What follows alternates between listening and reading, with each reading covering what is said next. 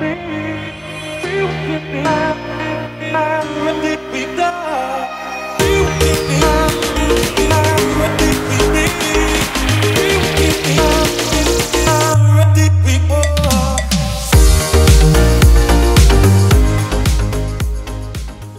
again, Roman vacationers, and welcome back to Tiny Tour Tuesday. We are coming to you today from San Giovanni in Laterano. James will tell you the official name in a minute. And we are going to be making this the last Tiny Tour Tuesday live of the summer. We are getting very busy and we will miss you, but we are going to be back in October. So don't worry, the Tiny Tours will come back and we will post all of these other Tiny Tours on our YouTube channel so you can keep up with us as we go through the summer.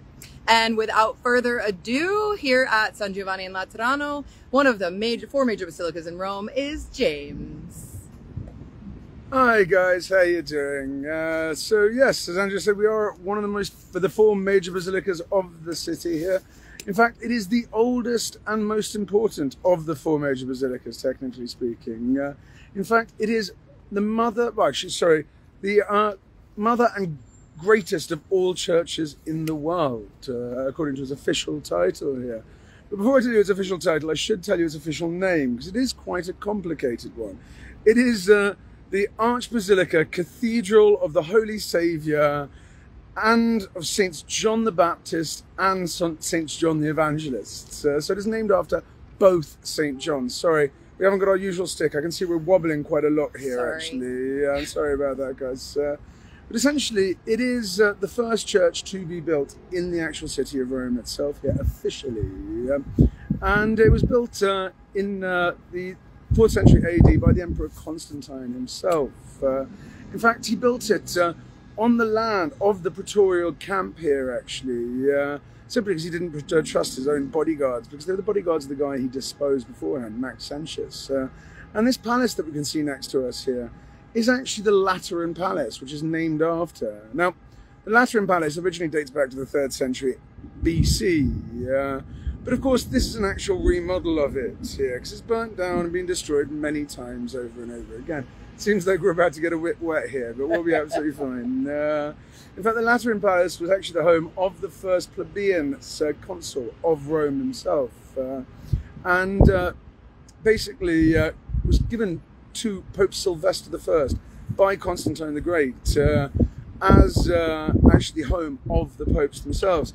And that made this church here the official seat of the Bishop of Rome here, and it still is technically to this day, though it's technically the seat of the Bishop of Rome, but the actual seat itself has been moved to the actual Vatican itself. So it's a seat in title only.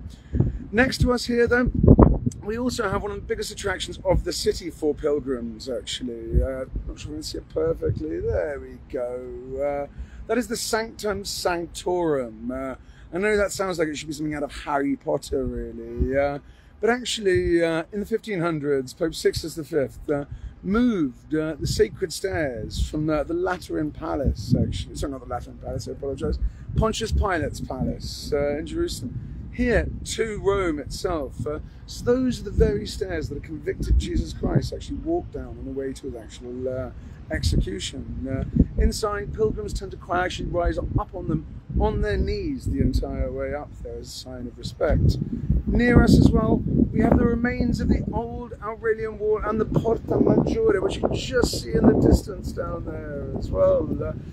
Round the corner, we have the largest obelisk of the entire city here, dating back to the 15th century before Christ there.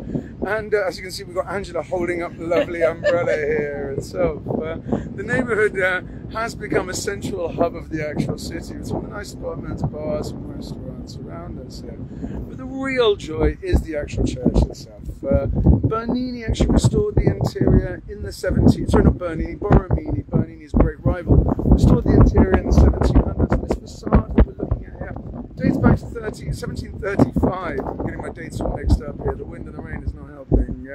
But essentially, in 1735, this wonderful facade that we see here was actually finished by Alessandro Galilei, the great nephew of the famous Galileo Galilei himself. And it truly is one of the most beautiful churches in the entire city. If you get a chance to come down here, I highly, highly recommend it. In fact, I can't wait to see you and take you guys around myself. For now, though, guys, I'm going to pass you back to Angela. Oh, just hold it here, actually. We're going to get out of the rain because it's about to thunder and lightning, and holding that umbrella was the most terrifying event of my life. Bye, guys. Have a good time. We'll see you in October. See you in autumn. Bye-bye.